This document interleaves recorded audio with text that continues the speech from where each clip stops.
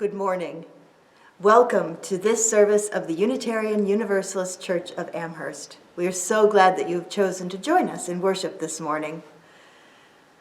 Please see our website, uuamherst.org, or the emailed weekly update for opportunities to connect and grow your soul. This morning's opening reading is by Madeleine L'Engle, the author of A Wrinkle in Time, and this is from her book, A Circle of Quiet. I am still every age that I have been.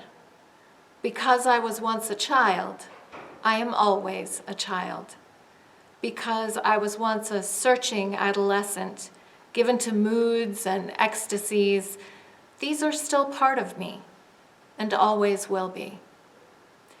This does not mean that I ought to be trapped or enclosed in any of these ages, but that they are in me, to be drawn on.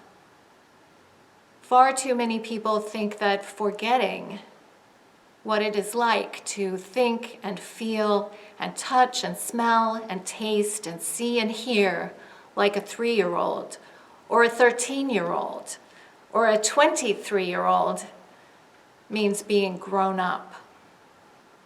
When I'm with these people, I feel that if this is what it means to be a grown-up, then I don't ever want to be one.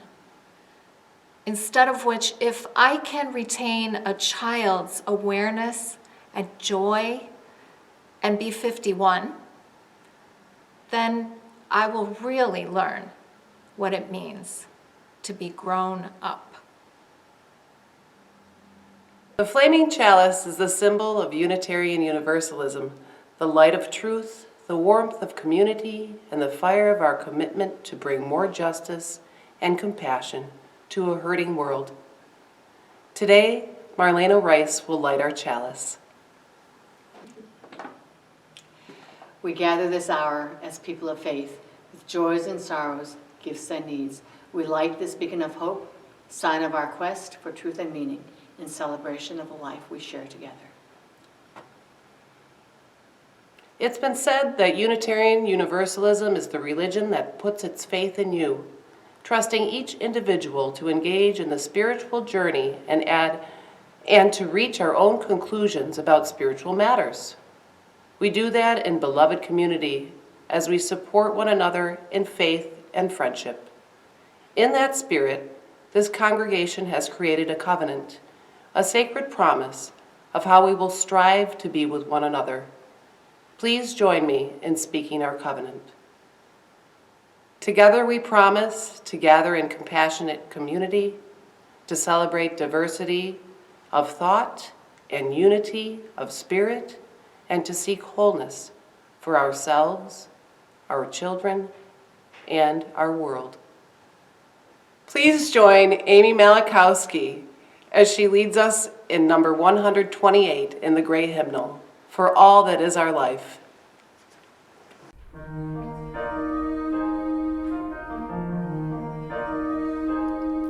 For all that is our life, we sing our thanks and praise. For all life is a gift which we are called to use to build the common good and make our own days glad.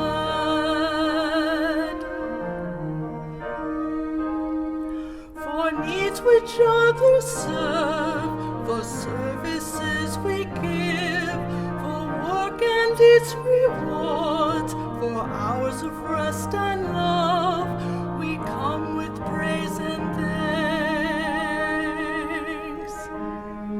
For all that is our life,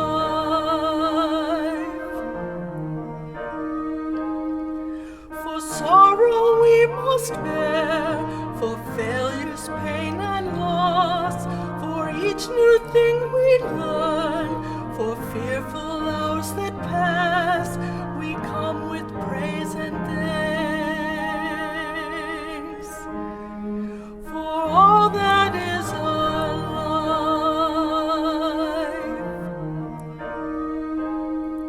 for all that is our life, we sing our thanks thanks and praise, for all life is a gift which we are called to use to build the common good and make our own days glad.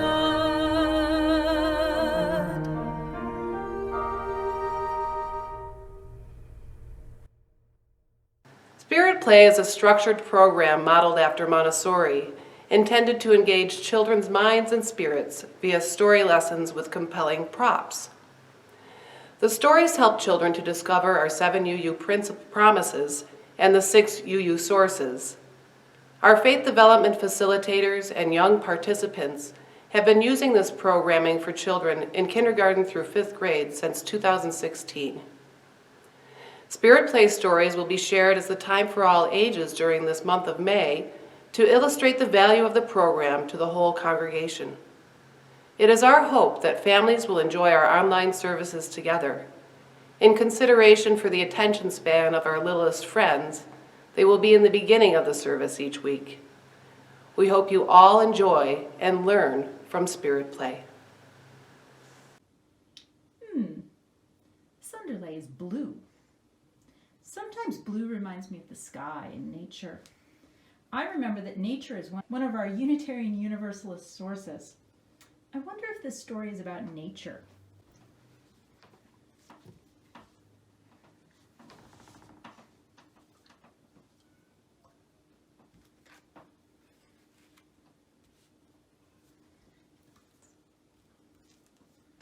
We have some setup.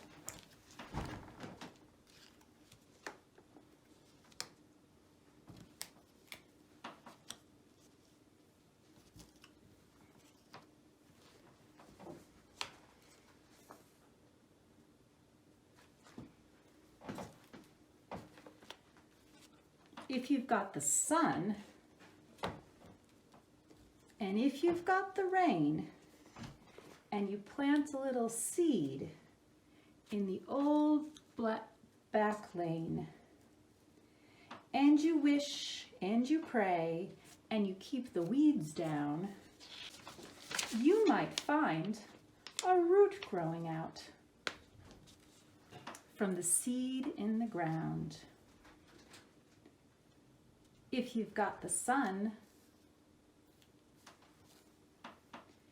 and if you've got the rain, and you plant a little seed in the old back lane, and you wish and you pray and keep the weeds down, you might find a shoot growing out from the root, from the seed in the ground.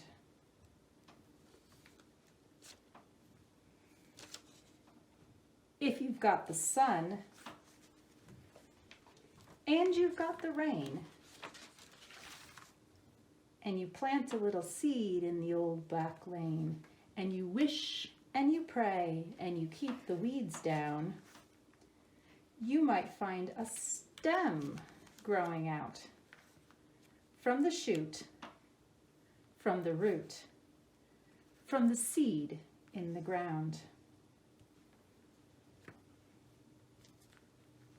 If you've got the sun and you've got the rain, and you plant a little seed in the old back lane, and you wish and you pray and you keep the weeds down, you might find a flower growing out from the stem, from the shoot, from the root, from the seed in the ground. If you've got the sun and you've got the rain, and you plant a little seed in the old back lane, and you wish and you pray and you keep the weeds down, you might find a seed growing out from the flower, from the stem, from the shoot, from the root, from the seed in the ground. I'm going to put the seed in the center. I wonder which part you liked the best. Emma, what part did you like the best? The flower. The flower? You know what? I kind of like the sun. I like how it goes up and up. Yeah. I wonder where you might be in this lesson. What about you, Emma? Where are you in this lesson?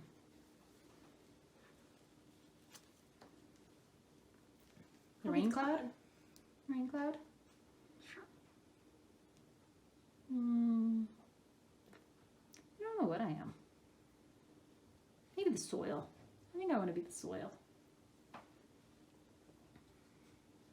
I wonder where the spirit of love and mystery that some people call God is in this story.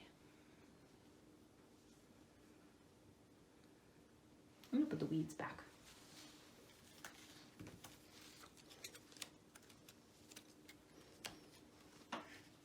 Let's have all our weeds. Oh no! It's choking the plant. We'll only put a couple weeds. How's that? You can put more weeds. Weeds are good for pollinators too sometimes. And I wonder if this story reminds you of any of our Unitarian Universalist promises. What promise does it remind you of?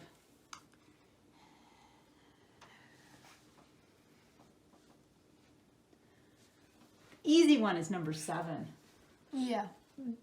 Care We for our care planet for our Earth. planet Earth. Yeah. Value our Earth. Our violet promise. So watch how I put the story away in case you want to make it its work. First, we're going to put the weeds away. Oh, the little dandelion weeds. And next, let's put the sun away. We can take it all together.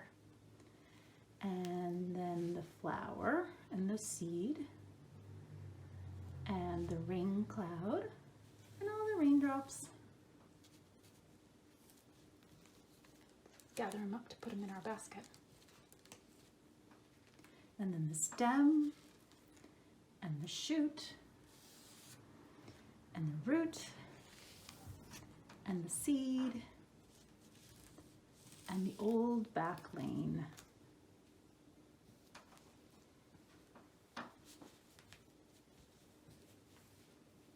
And we've got our source symbol because it's from nature. Today is Mother's Day, and I do want both to celebrate and be celebrated. Goodness knows we need a reason to celebrate. But I'm also thinking about how difficult the lives of many parents have become in the last few months. Between parents of young children who have no respite because of the loss of contact with babysitters, grandparents, or other carers, or parents who are struggling with the demands of homeschooling and working full-time, or parents of grown children who suddenly can't have any real contact with their children or grandchildren. There are just so many stories right now of heartache and overwhelm.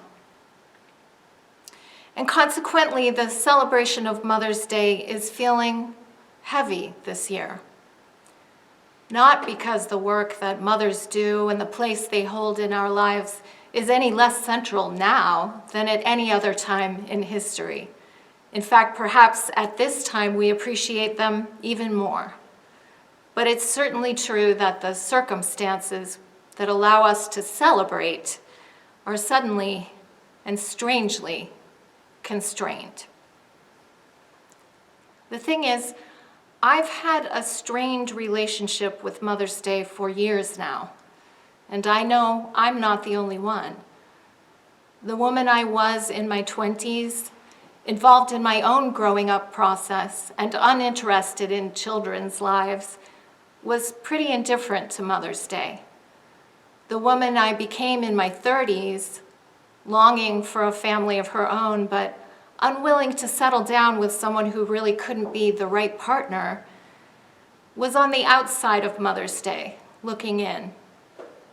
And the woman that I was in my early 40s, recovering from a devastating miscarriage, and learning to accept the reality of my biological clock, found that day to be a painful reminder of my own loss. I'll never forget what it felt like to watch other women accepting corsages for Mother's Day and knowing that there was no corsage for me. And there were people who told me at each of these stages, "Oh, you'll forget all about these things once you become a mom." But they were actually wrong about that. As Madeleine L'Engle says, I am still all of those women that I was at every stage of my life. I haven't forgotten, and I haven't wanted to forget any of those feelings that I experienced, because all of those times have gone into who I am now and the parent that I've become. And I needed all of it somehow, the light and the shadow, to arrive here and be who I am now. And by remembering and sharing all of those parts of my life, I continue to honor my own complexity, as the poet Adrienne Rich puts it.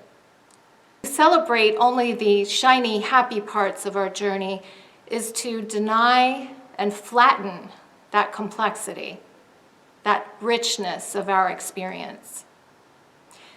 Now, along the road of life's journey, I have also been honored by stories of women who wanted to be parents and couldn't, or women who chose to nurture the world in other ways and remained intentionally child-free, of women who lost children, born or not yet born, growing or grown, much too early, of women who had their children taken away from them, and women who intentionally made responsible plans of adoption for children they knew they would be unable to raise, or women who never knew their mothers, or women who were estranged from mothers who betrayed their trust, or who hadn't been able to give them whatever it was they needed, of women who lost their mothers too early and who long to speak or hug or just be with their moms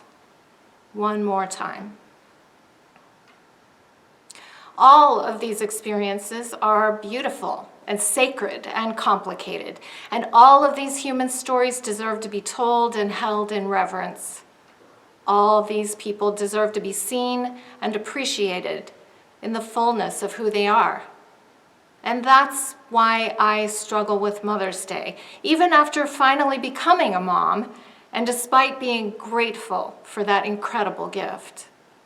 And so, instead of a narrow band of life stories that represent only one flavor of human experience, I'd rather choose to honor all women on the day that our society has named Mother's Day, and indeed all beings of any gender who in some way nurture life.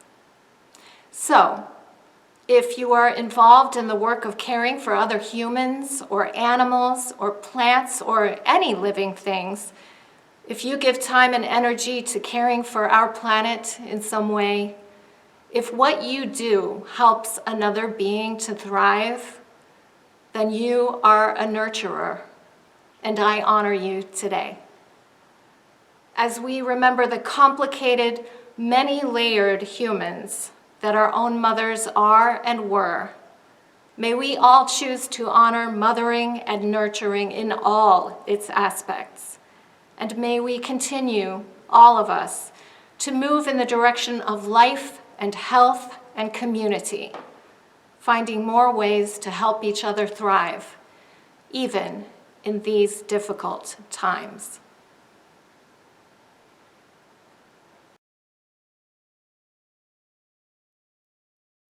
He was Catholic from the Buffalo area, and she was raised in rural South Carolina. She came from a long line of Methodist ministers and married a Catholic, and in her own way was a rebel in a lot of the things that she did. I don't know that I fully appreciated my mother until after she was gone. I was 32 when she passed away. And, you know, we had some tenacious times. You know, I'm a little strong-willed, and she definitely was strong-willed. And, but she modeled for me a professional life by working. And back in the 50s and 60s, that was not exactly the popular thing to do. And that you could still have family, that you could be surrounded by family, and that you could do well in your community by contributing and being in service, however that is. So it was my mother when I was getting divorced, in the middle of the divorce and in the middle of doing my PhD thesis, trying to finish it. She typed the whole thing and I dedicated it to her. It was 800 pages. I dedicated it to her because I wanted her to be a part of having something that was her own. I felt that she had put aside things that she wanted, her love of music, things like that. She did things. And my sister and I were expected to do the same thing. You know, I remember one time asking her what course should I take at university? And she said, it doesn't matter, but you're going to finish and get a degree. I remember both of them studying for their GED. And even though there was never a pressure for formal education, there was an expectation. You know, nobody ever wrote me about, you know, going to college or how I did in school. There was no pressure that way, but there was an expectation. And part of that expectation, I think, was my mother's. She was very bright, but she didn't, I think she missed the opportunity to go off to college, the opportunity to finish high school with her peers. And so there was not a pressure, but just an expectation that I would do more. And I think, as Karen said, you know, my mom and dad did not thrust college upon us, but yet we were expected to go, and neither one of them finished grammar school. So, you know, the expectation was that I'd be the first in my family to go to college, and I was. And my parents agreed that this was how they would organize their lives. I think she was in charge of the home and the kids, and he was in charge of the cars and bringing home a paycheck. And that worked for them, except that I always knew there were a lot of unsolved problems. My mom didn't like confrontation at all, and her way of resolving an issue was just like to put it under the rug, you know, not to talk about it. And that was, I knew that about her. While we did have wonderful talks, and she was a very supportive of me, there was this feeling, I think, that if you just pretended everything was fine, it really was. And it always wasn't. One regret in life is probably not having children of my own. But then I had the opportunity to have 39 years of little kids my whole life and coaching high school and college. So I had that, but I didn't have that. That then I just pushed aside the child thing, and because I grew up with this, you had to make a choice. So on the other side of mothering, that's always been a disappointment to me that I didn't experience having children. But I suppose it's what thrusted me into working with children and young adults now, or at least started with teenagers, then worked my way backwards with step-granddaughter, and changed my first poopy diaper when I was 54. And one of my regrets, as Diane had alluded to, was, you know, never having children and never experiencing that emotion. But I am mom to a 7-year-old toy poodle, a 7-pound toy poodle, 11 years old. Like when my mother died in '89, the very next summer, I went to Europe with friends. And I had the travel bug, and I was not going to let grass grow under my feet and not have adventures. I wasn't going to sacrifice my life, and it was out of resistance to being like her. So I remember one night I was helping her to get ready for bed, and she just looked right at me and she said, "What would you do? Would you do chemo or not?" And I said, "I don't know." I said, I don't know what I would do. She had pancreatic cancer. And I said, "I don't want you to die, but I don't want you to suffer either." And I said, I just don't know. And she said, "Well, I'm not going to do it." She had already made up her mind, but it was like she wanted to hear what I had to say. And when my mother died, I felt like I had lost my best friend. My ability to have that problem solved disappeared from my existence. And it was a very difficult time for me, but this church got me through it. I will have to say, I couldn't have made it through without this loving, caring community, and many of you who are here now know that well. To grow to adulthood as a social species, including humans, is not to become autonomous and solitary. It's to become the one on whom others can depend. Whether we know it or not, our brain and biology have been shaped to favor this outcome. A reading from Madeleine L'Engle. When we were children, we used to think that when we were grown up, we would no longer be vulnerable. But to grow up is to accept vulnerability. To be grown up is to accept vulnerability. As children, we look to grown-ups to have all the answers, to be strong and impervious to the slings and arrows particular to youth.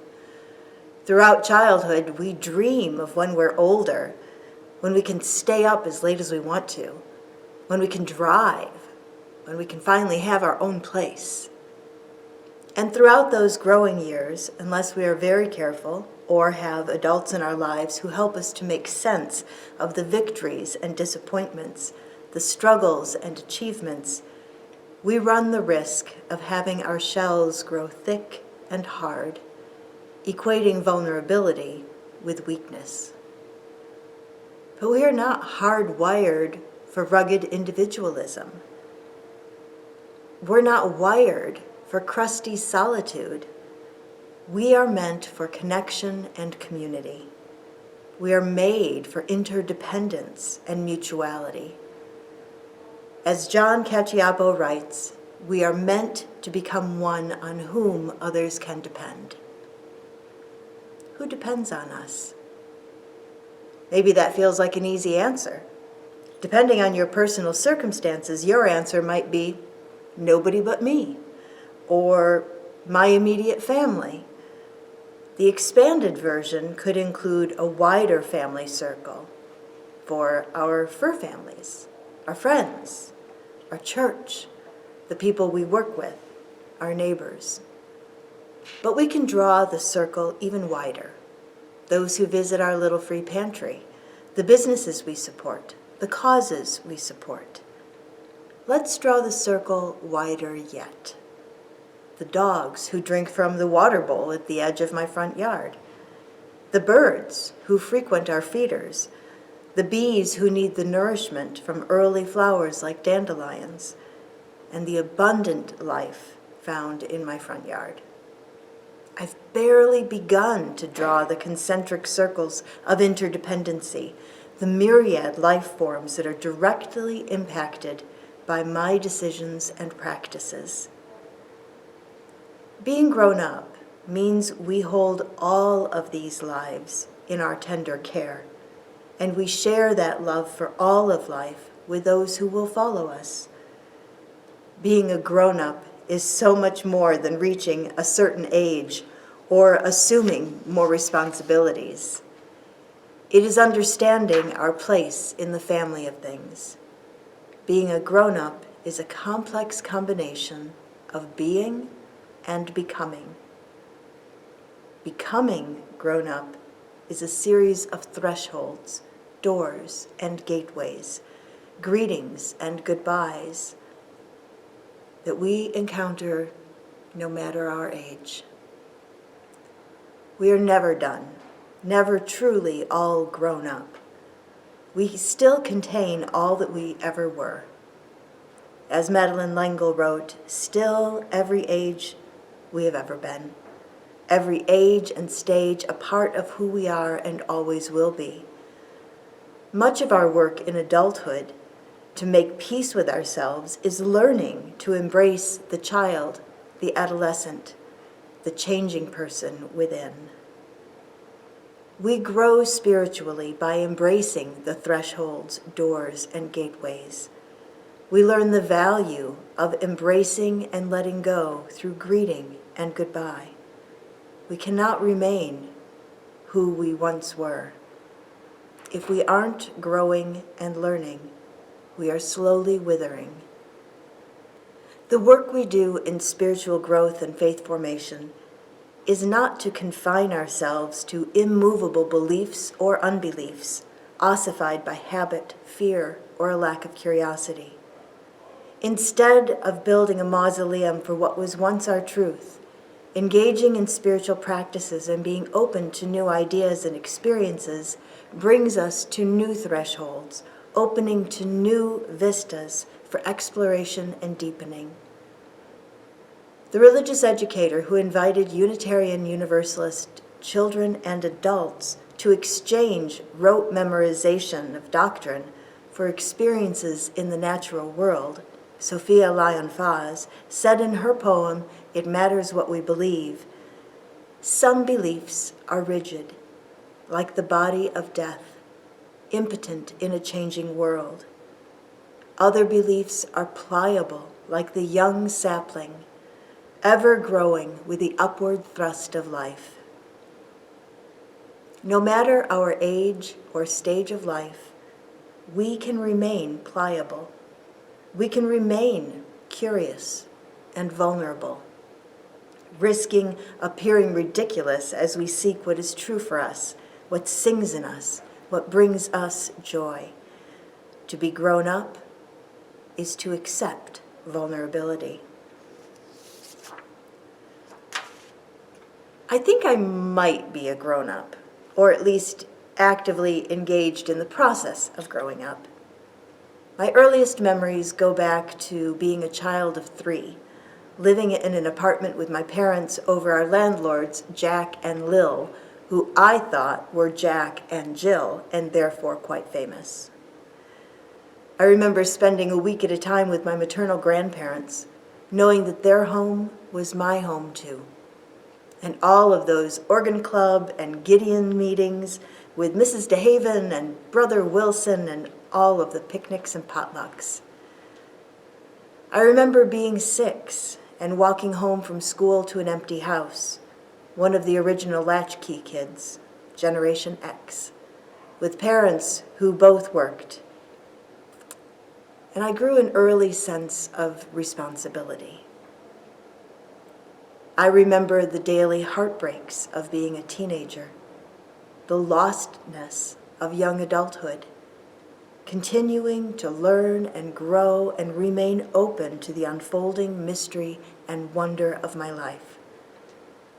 There are so many other experiences that have made me who I am today, maybe even the grown-up I aspire to become. Being a student of life, a parent, a partner, a minister. The Japanese poet Soseki wrote, "Wrapped within young leaves, the sound of water." Mark Nepo reflects on the poem by saying, "This delicate observation by this Japanese poet is filled with the quiet hope that embedded in our nature, even as we begin, is our gift already unfolded. Embedded in the seed is the blossom. Embedded in the womb is the child fully grown. Embedded in the impulse to care is the peace of love realized. Embedded in the edge of risk and fear is the authenticity that makes life worth living. Wrapped within young leaves is the sound of water that will nourish them once they have opened.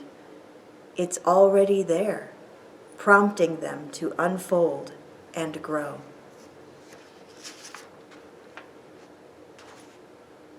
We are meant to unfold. We are meant to grow, to be vulnerable, and to be the ones upon whom others can depend. And we can only do and be all of that as we are willing to open ourselves to new ideas, new revelations, and new ways of being. 8 weeks ago, we belonged to another time, another way of being. In these short weeks, so much about how we live and with whom has radically shifted. We cannot go back. We can only move forward, opening ourselves to the dawning authenticity that makes our lives worth living. No matter our age and stage of life, we are works in progress. Remaining open and vulnerable is a risk, but it is a risk that we willingly take on to create the more beautiful world our hearts know is possible.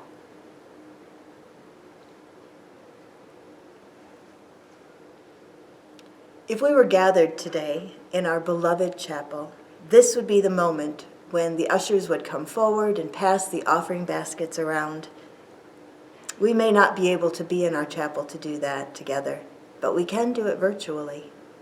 I invite you to go to our website, www.uumherst.org, and click on the giving link as we listen and watch this music video by Unitarian Universalist Delphine.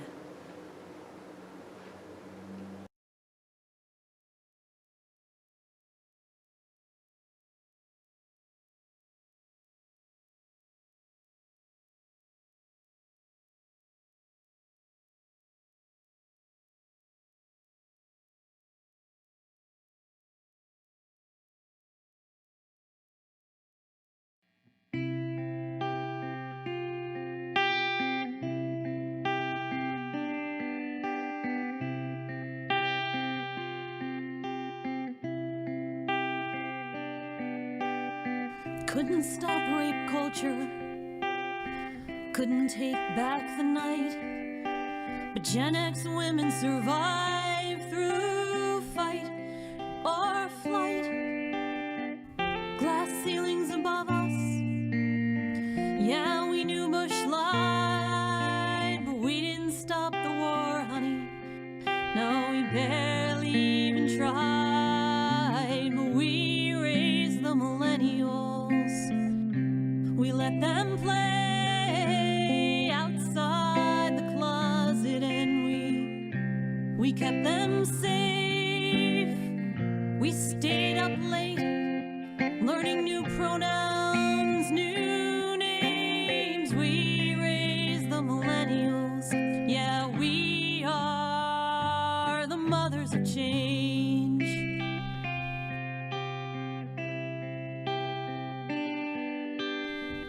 Mothers of the movement, mothers in the fight, wouldn't let their black sons disappear in the night. We'll say their names till it's made right, till the guns stop blasting, deadly power so wide. We raise the millennials. We let them play outside with nothing but our words to keep them safe.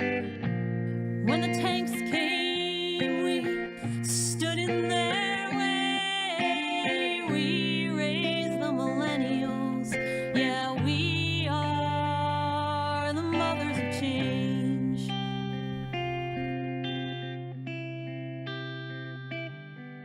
I heard Mother Steinem on the radio say she'd been waiting for her friends to be born.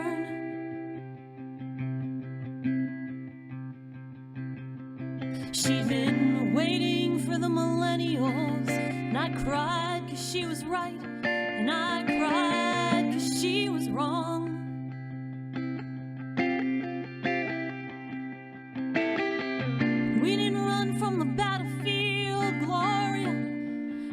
were sowing the seeds of war.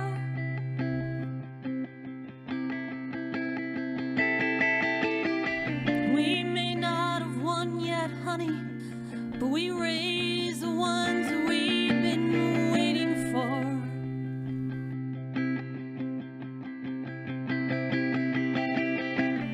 We're the mothers of Parkland, of Me Too's silent plight.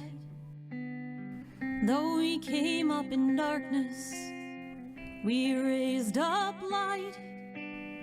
Raised up water protectors, labored BLM and trans rights. We raised Emma, Greta, and AOC. Mothers hidden from sight, we raised the millennials. We're raising Generation Z. Hey. Maybe we haven't changed much, honey, but honey, we can make this claim. We raised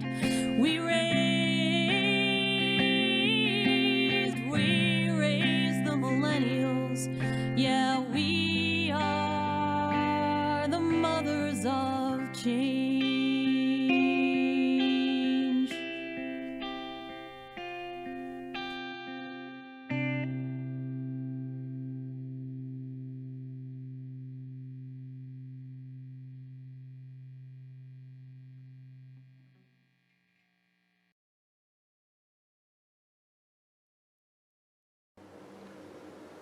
We pick fruit from trees we did not plant.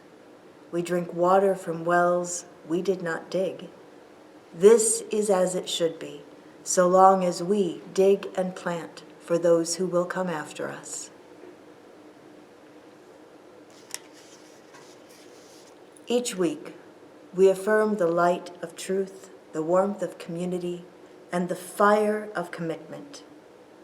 These are three concentric circles, with the light of truth being the closest as an individual endeavor. The warmth of community is the circle that includes others in our immediate circle, and the fire of commitment reaches out into the larger world.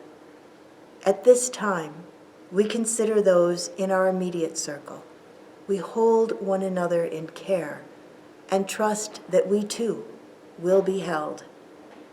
Cherishing that warmth, please join your hearts with mine in the spirit of prayer. Spirit of community, in which we share and find strength and common purpose. We turn our minds and hearts toward one another, seeking to bring into our circle of concern all who need our love and support. Those who are ill, those who are in pain either in body or in spirit, those who are lonely, those who have been wronged. We are part of a web of life that makes us one with all humanity, one with all the universe. We are grateful for the miracle of consciousness that we share, the consciousness that gives us the power to remember, to love, to care. Amen. Ashe. Blessed be. Spirit of life, come unto me. Sing in my heart all the stirrings of compassion. Blow in the wind, rise in the sea, move in the hand, giving life the shape of justice. Roots hold me close, wings set me free. Spirit of life, come to me, come to me.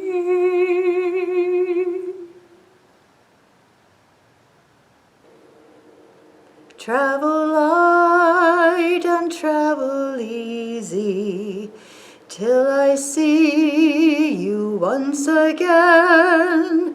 Travel light and travel easy, and remember I'm your friend. For all who see God, may God go with you. For all who embrace life, may life return your affection. May all who seek a right path, may a way be found, and the courage to take it, step by step. Thank you for joining us in worship today. See our website and the weekly email update for ways to connect during this time of physical distancing. Be well. We'll see you soon. Extinguish this flame, but not the light of truth, the warmth of community, or the fire of commitment. These we carry in our hearts until we are together again.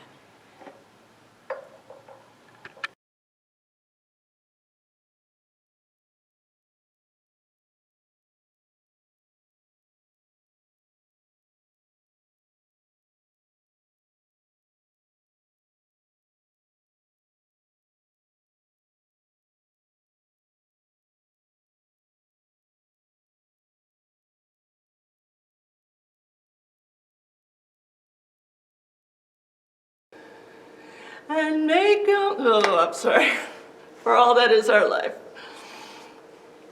Giving life, giving life the shape of justice.